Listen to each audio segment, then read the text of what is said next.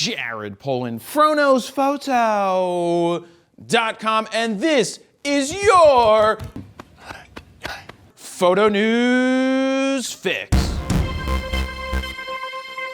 This fix is brought to you by Squarespace. If you've been waiting to build your own photography website but still think it's going to be too hard to do, I'm here to tell you that it's not. I personally used Squarespace to build out jaredpolin.com, and it was super easy and super affordable. I had a new design with multiple galleries up in only a matter of 30 minutes. And to make it easier on you, Squarespace is offering a free 14-day trial when you head on over to squarespace.com/FroKnowsPhoto. If you decide that it's for you, use the code FroKnowsPhoto at checkout to get 10% off your first order. First up, are we finally inching closer to CFexpress memory cards becoming a reality and not just being told that it's coming soon? Well, it looks like the first CFexpress cards are now for sale from SanDisk. For those who don't know what CFexpress is, it's the next generation of blazingly fast memory cards that adopt the same form factor as XQD. SanDisk, who skipped out on making XQD cards, is the first company to release the next generation memory, and it's fast. Their Extreme Pro cards are capable of read speed, Steven, is this right? 1700 megabytes a second and write speeds of 1400 megabytes a second.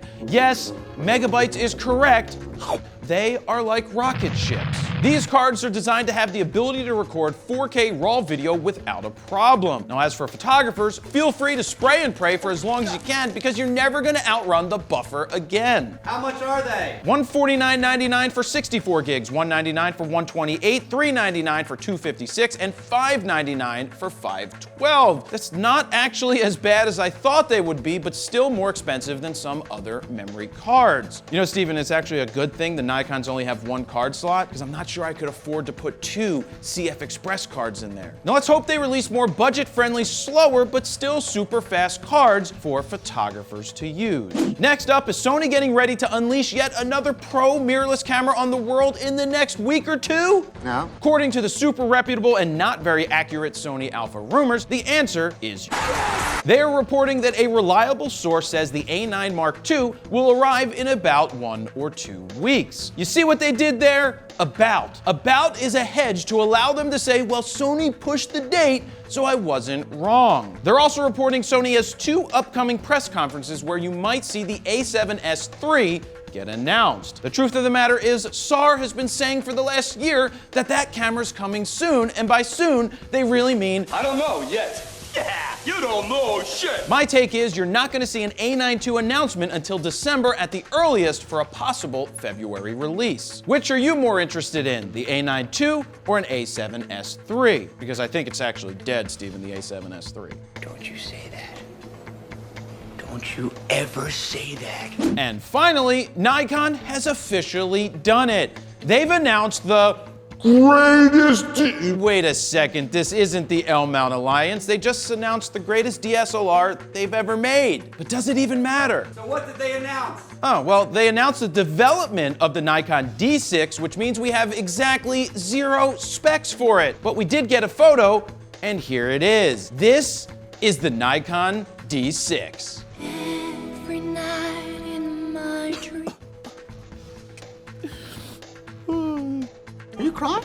Yes, Tom, I'm crying. I'm crying because this will be the first Pro D camera that I won't be buying. That's right, I sold my D5 and will not be buying a D6. No, I get it. Nikon's probably been working on this camera for 5 or 6 years, but the writing's been on the wall and they need a pro mirrorless body ASAP. Now, for those wondering what I use in situations where I used to use my D5, the answer is the A9 for now, and the A9 II when that comes out. But wait! Nikon didn't just announce just one new product was being developed, they also announced a second that might be the dream sports lens that I've always wanted. Introducing the 120 to 300 millimeter f2.8 EFLED SR-VR. Come on, keep putting more acronyms there because I can do it. I've got lots of air. I'm really good at this holding air thing. I finally got all the comb off this for you.